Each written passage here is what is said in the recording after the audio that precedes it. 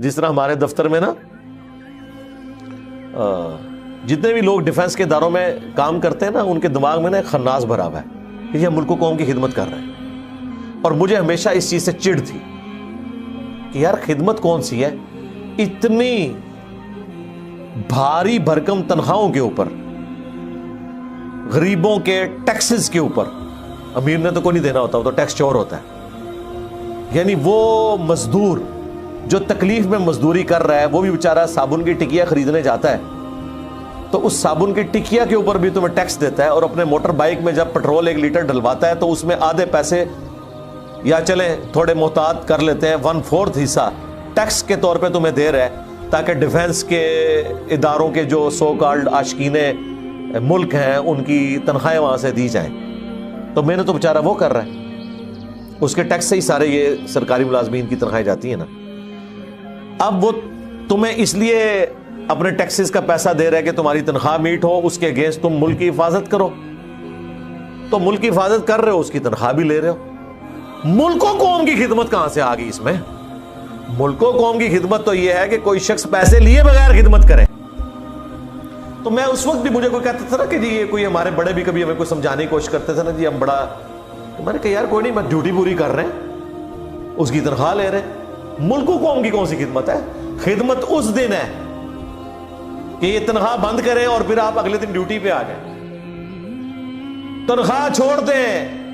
इन दफातर के अंदर, मेरे पास तो चूंकि फर्स्ट हैंड नॉलेज है, बीच में रहा हूं, किसी के कोई प्रिविलेजेस में से कोई चीज थोड़ी सी भी रुक जाती थी ना, एक वक्त में 2 बंदों की अगर प्रमोशन हुई है, एक को एंटाइटल्ड गाड़ी नए वाली उन्होंने दे दी, दूसरे को यह कहा कि अभी नई अवेलेबल नहीं है लेकिन एक पुरानी अवेलेबल है। और पुरानी से मुराद ये ना समझिएगा जो टैक्स की चल रही है, यानी इसको अगर वो 2022 मॉडल दे रहे हैं, तुम यार 2020 मॉडल ले लो और ड्राइवर साथ है। वो कहता था जी जनाब इधर क्या नौकरी करनी, कसम खुदा की मैं आपको बता रहा हूं, सिर्फ इस बात के ऊपर। और वही लोग हैं जो लोगों को ये भाषण दिया करते थे मुल्क कौम की खिदमत कर रहे हैं। तनख्वाह नहीं बंद हुई, फैसिलिटी नहीं आपसे किसी ने छीनी, सिर्फ एक छोटा सा काम हुआ है कि यार नहीं चलो 1 साल पुराना मॉडल मिल जाता है। और वो मॉडल भी तो जिसको पता है उसको पता है, बीच में बैठे हुए तो ना वो फर्क फील होता है कि वो 2022 है ये 20 है, क्या फर्क पड़ता है। एक जैसे ये मेंटेन्ड गाड़ियां होती हैं और उसकी पूरी मेंटेनेंस भी सरकारी होती है, ड्राइवर भी सरकारी है और वो पूरे प्रोटोकॉल से उनको मैनेज किया होता है गाड़ियों को। उसके अंदर डालने वाला आपको पेट्रोल भी मिल रहा है। एक छोटी सी कोई किसी से कोई फैसिलिटी, और इसको छोड़ दें, अगर एक ही साथ काम करने वाले लोगों में से किसी एक को कोई एक स्पेशल कोई प्रोटोकॉल मिल गया कि उसे मसलन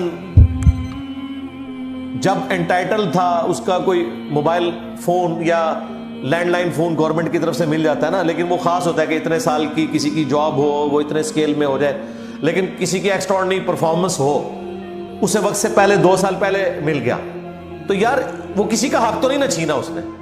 यानी अगर मुझे 3 साल सर्विस के बाद मोबाइल फोन गवर्नमेंट ने दे दिया और मेरे साथ वाले को नहीं मिला, और वो मिलना भी नहीं था 7 साल सर्विस से पहले, मुझे इसलिए मिल गया कि मेरी एक्स्ट्राऑर्डिनरी एक परफॉर्मेंस थी तो मुझे दे दिया, उससे तो कोई चीज काम नहीं हुई। इसके ऊपर कहते हैं नौकरी क्या करनी है,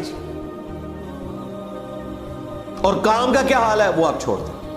तो ये मैं उस वक्त भी कहता यार ये नॉनसेंस बातें, ये बात ना करो कि ये स्वाब का काम है कर रहे। स्वाब यार ये वही काम है जो मौलवी तनख्वाहें चंदे खा के और फिर एंड में कहते हैं दीन की खिदमत कर रहे हैं। दीन की खिदमत नहीं कर रहे, अपनी खिदमत कर रहे हैं। आज तुम इस मसले से उतार दिए जाओ तो तुम लोग इस काबिल भी नहीं कि तुम्हें 10,000 की नौकरी भी कहीं पे मिल जाए, मैट्रिक भी क्लियर नहीं है, कहां पे नौकरी करेंगे। लेकिन यहां बैठे हुए पीएचडी को वो लेक्चर्स दे रहे हैं और उनकी कमाई में से खुद खा रहे हैं। और इस्लामाबाद में तो आप अगर चले जाए तो क्या क्या फैसिलिटीज हैं, बंदा कानों को हाथ लगाता है यार। दुनिया में अगर मौलवी के लिए आपने जन्नत देखनी है तो इस्लामाबाद की एक छोटी सी मस्जिद के इमाम और खतीब का आप लिविंग स्टैंडर्ड देख लें जनाब। जब आपके घर का किराया कोई नहीं, इस्लामाबाद में सबसे बड़ा इशू है कि माठे से माठा घर भी जो है ना वो 30-40 हजार से स्टार्ट होता है, तो ये 40 हजार तो आपकी सैलरी पक्की होगी ना। आगे चले, अगर बिजली का बिल भी आपने नहीं देना तो आजकल तो बिल्कुल गया गुजरा भी कोई होना 5-6 हज़ार से तो बिल स्टार्ट होता है, ये भी सर्दियों में, गर्मियों में 10-12 हज़ार, और एसी भी लगाए होते हैं इन्होंने। आप प्रिविलेजेस अगर उनके गिने ना तो वो लाख से ऊपर होते हैं। तनख्वाह बेशक 20 हज़ार है, वो लाख रुपए की सारी फैसिलिटीज वेल की हुई होती हैं। और मस्जिद तो 5 टाइम के लिए लोगों ने आना ना, बाकी तो पूरी मस्जिद उनके बच्चों के लिए अवेलेबल है, ठीक है, उनके लिए अवेलेबल है, वो तो एक खुला डुला मामला है। और छत भी है ऊपर, मस्जिद की छत जो है वो भी अवेलेबल है। तो वो सारी फैसिलिटीज अवेल कर रहे हैं किसके नाम पे?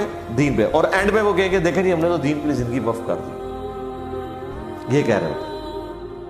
तो हाँ, सबसिस्टेंस लेवल पे कोई लाइफ गुजारा है तो वो वाकई वक्फ की हुई है उसने, वो हम मानते हैं।